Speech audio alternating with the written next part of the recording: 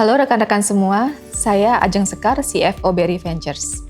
Selamat datang kembali di Moving Forward bersama BRI Ventures. Pada chapter kali ini, kita akan membahas mengenai memahami laporan keuangan dasar, di mana di dalamnya akan kita bahas balance sheet, income statement, dan cash flow statement. Masih ingat dengan bisnis food truck nasi uduk ayam geprek yang kita gunakan sebagai contoh pada chapter sebelumnya? Pada chapter kali ini juga saya akan menggunakan bisnis food truck nasi uduk ayam geprek kembali sebagai ilustrasi penjelasan materi agar lebih mudah dipahami oleh teman-teman founder startup. Biasanya memahami laporan keuangan adalah materi yang sering ditakuti dan dihindari oleh para founder startup yang bukan berasal dari background ekonomi, manajemen, ataupun akuntansi. Jika Anda tidak terbiasa dengan laporan keuangan, tentunya laporan ini tampak seperti hal sulit yang hanya berisi angka dan lebih baik diserahkan kepada akuntan atau bagian keuangan lainnya.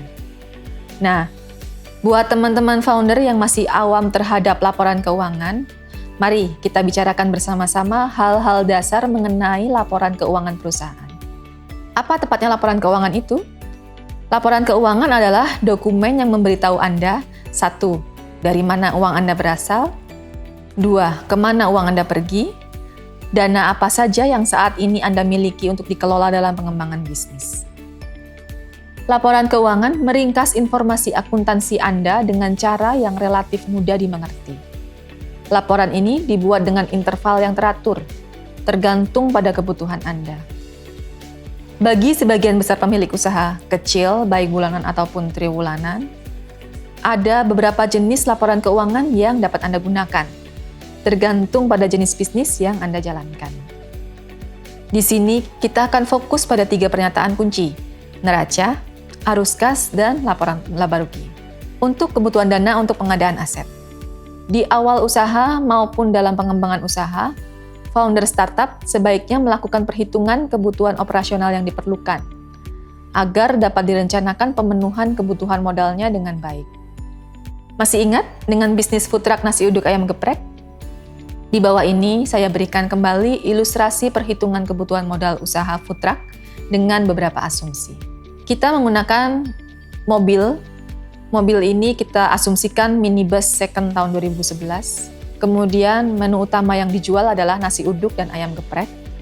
Asumsi hari operasi per bulan adalah setiap hari dari jam 10 sampai jam 20. Kemudian sumber modal kita asumsikan dari modal sendiri ditambah modal investor dan pinjaman perbankan. Dan perkiraan harga dan gaji merupakan rekayasa. Baik, jika kita lihat asumsi di atas, maka dapat diketahui bahwa kebutuhan modal usaha food truck sangat beragam, antara 50 juta sampai dengan 1 miliar rupiah, tergantung pada mobil, peralatan, dan perlengkapan yang ada. Untuk memudahkan pembahasan, maka di bawah ini diberikan contoh rincian kebutuhan aset pendirian usaha food truck dengan modal kurang dari 100 juta rupiah.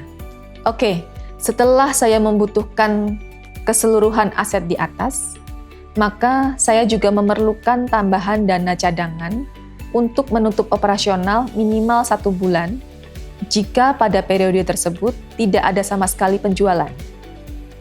Dana untuk operasional usaha merupakan dana yang dipersiapkan untuk mengoperasikan usaha yang meliputi dana untuk membeli bahan untuk mengoperasikan peralatan yaitu gas, listrik, dan air, untuk membayar gaji karyawan, untuk membayar retribusi, dan lain-lain.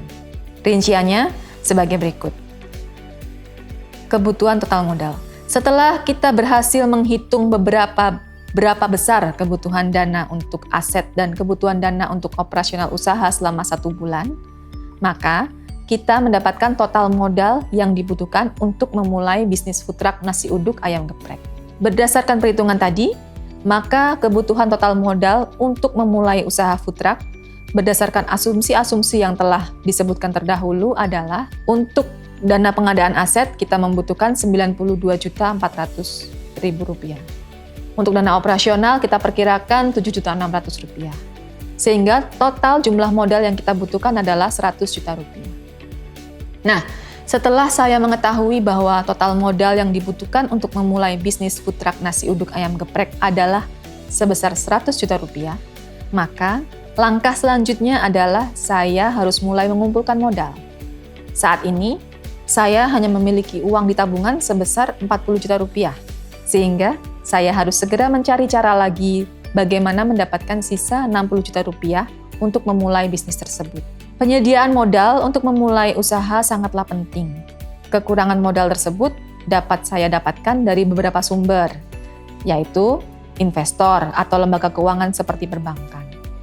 Dalam hal ini, saya beruntung bertemu dengan BRI Ventures sebagai perusahaan modal Ventura atau PMV yang memang menyediakan beberapa produk sebagai bantuan permodalan dan bantuan teknis kepada founder startup.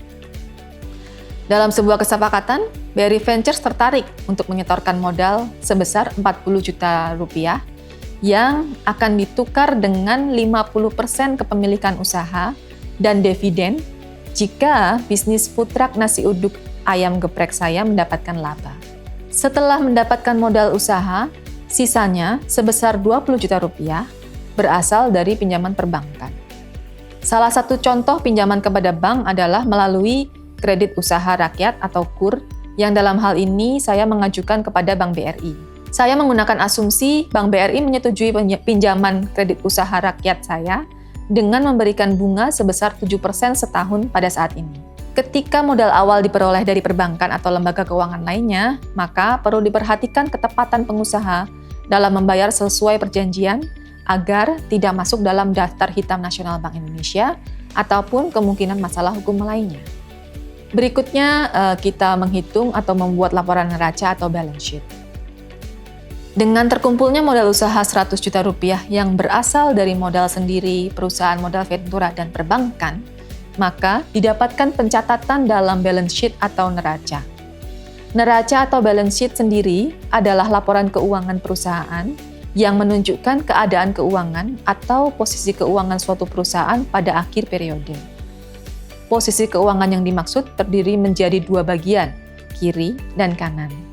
Di sebelah kiri adalah harta, sebelah kanan adalah pendanaan. Bagaimana harta di sebelah kiri didanai? Apakah dengan menggunakan modal sendiri atau equity, ataupun dengan meminjam pada pihak lain atau hutang?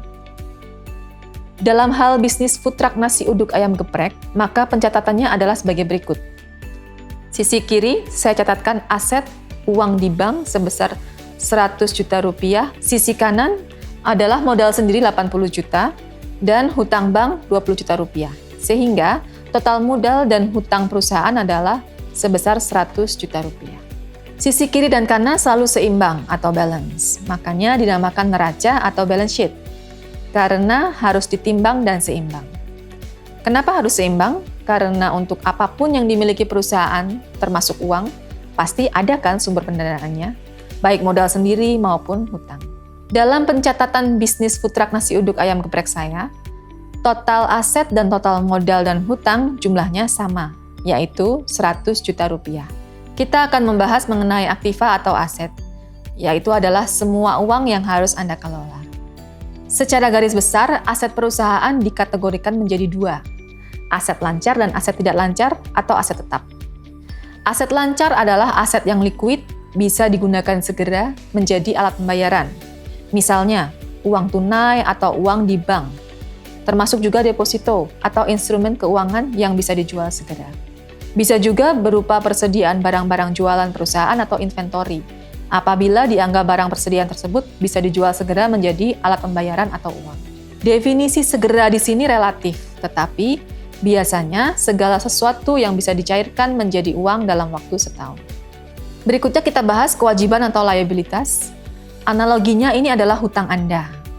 Secara umum, hal ini termasuk pinjaman, pembayaran kredit, atau hutang lainnya. Dalam pembukuan, ini dikenal sebagai liabilitas. Yang ketiga adalah ekuitas. Ini adalah uang yang diinvestasikan di perusahaan Anda. Ini bisa termasuk pendapatan yang ditahan. Di beberapa perusahaan, ini adalah uang investor atau saham yang Anda miliki. Dalam bisnis food truck nasi uduk ayam geprek saya, dikarenakan total ekuitas awal adalah 80 juta rupiah, yang terdiri dari modal saya sendiri 40 juta rupiah, dan modal BRI Ventures 40 juta rupiah, maka kepemilikan sahamnya menjadi 50% milik saya dan 50% menjadi milik BRI Ventures. Ketika saya sudah mendapatkan dana 100 juta rupiah yang tercatat dalam bentuk kas, maka dana yang ada tersebut harus dibelanjakan atau digunakan untuk membeli dan mendesain mobil, pengadaan perlengkapan dan peralatan, serta disimpan dalam bentuk kas untuk biaya operasional. Sehingga laporan posisi keuangan awal usaha tersebut di atas adalah sebagai berikut. Berikutnya laporan laba rugi. Oke, setelah kita menyelesaikan laporan neraca atau balance sheet, maka langkah selanjutnya adalah laporan rugi laba. Dari namanya, kita sudah bisa memahami bahwa ini adalah laporan kinerja keuangan perusahaan dalam periode tertentu, dari tanggal awal hingga tanggal akhir pelaporan. Laporan ini memberitahu Anda berapa banyak uang yang Anda hasilkan dan berapa banyak yang telah Anda habiskan sepanjang tahun. Laporan laba rugi dibagi menjadi dua bagian, yaitu penghasilan atau laba dan dikurangi biaya atau pengeluaran. Ketika menghitung pendapatan bersih, kita tahu bahwa pendapatan kotor yaitu semua penjualan atau pendapatan dari aktivitas bisnis food truck nasi uduk ayam geprek. Dalam hal ini, pendapatan saya adalah harga jual nasi uduk ayam geprek sebesar 19.000 dikali 70 pack sehari, maka dalam setahun saya mendapatkan 485 juta rupiah. Kadang, bisnis food truck nasi uduk ayam geprek, saya memberikan diskon, rebate, atau ada barang yang dikembalikan. Setelah dikurangi dengan faktor-faktor ini, baru diperoleh yang namanya pendapatan bersih. Kemudian harga pokok penjualan, yaitu harga pokok barang bisnis food truck nasi uduk ayam geprek, baik berdasarkan biaya pembelian produk jadi dari pemasok, atau jika diproduksi sendiri, biaya memproduksi barang tersebut dari awal sampai jadi. Dalam hal ini, biaya produksi nasi uduk ayam geprek saya sebesar Rp11.205 dikali 70 pack sehari, maka dalam waktu setahun saya harus mengeluarkan kurang lebih Rp286 juta. Pendapatan bersih dikurangi dengan harga pokok penjualan biasanya dinamakan laba kotor atau laba bruto. Pendapatan bersih dikurangi biaya produksi, maka total laba kotor saya adalah kurang lebih Rp199 juta. Untuk biaya penjualan, biaya yang berkaitan dengan biaya operasional untuk mendukung penjualan nasi uduk ayam geprek saya seperti contohnya beban administrasi dan umum atau ATK, gaji tenaga kerja 1 orang, listrik, air, bensin, dan lain-lain, lalu terakhir ditambah dengan biaya depresiasi dan biaya bunga pinjaman. Karena saya meminjam ke Bank BRI.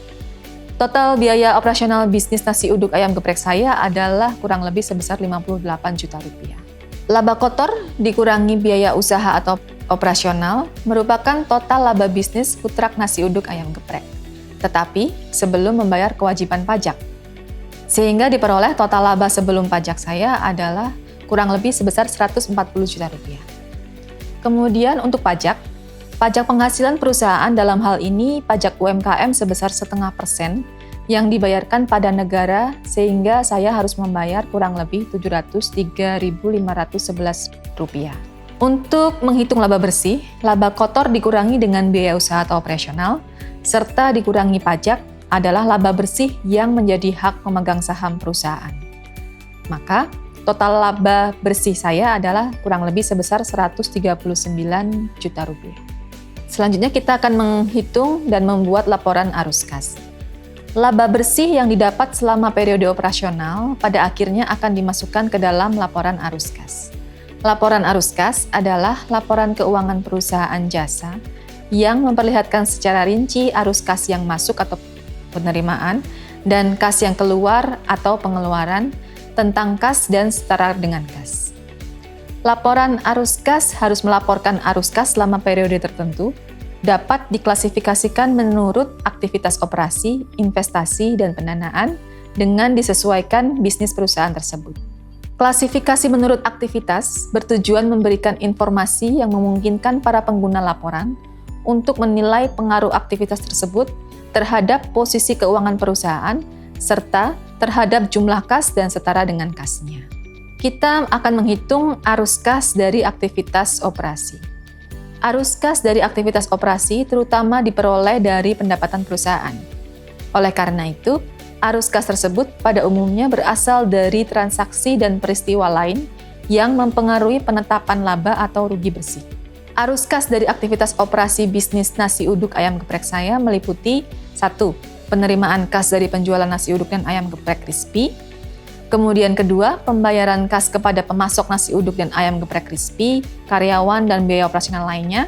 Sehingga dapat dihitung total arus kas dari aktivitas operasi bersih adalah sebesar kurang lebih Rp139 juta. Yang kedua, arus kas dari aktivitas investasi.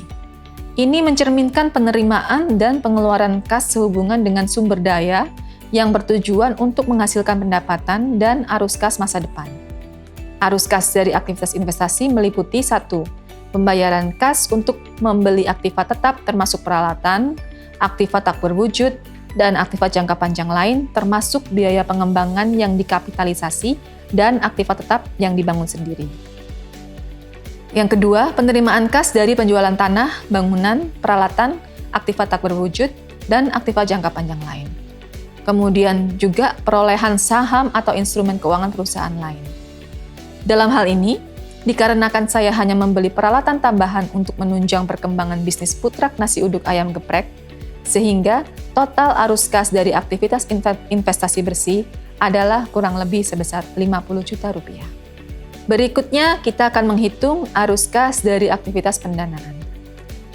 Pengungkapan terpisah arus kas yang ditimbul dari aktivitas pendanaan perlu dilakukan, sebab berguna untuk memprediksi klaim terhadap arus kas masa depan oleh para pemasok modal perusahaan.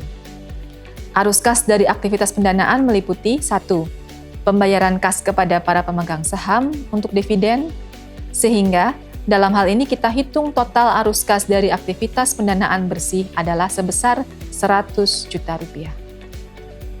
Berdasarkan perhitungan laporan arus kas di atas, saya mendapatkan kenaikan kas sebesar kurang lebih Rp39 juta.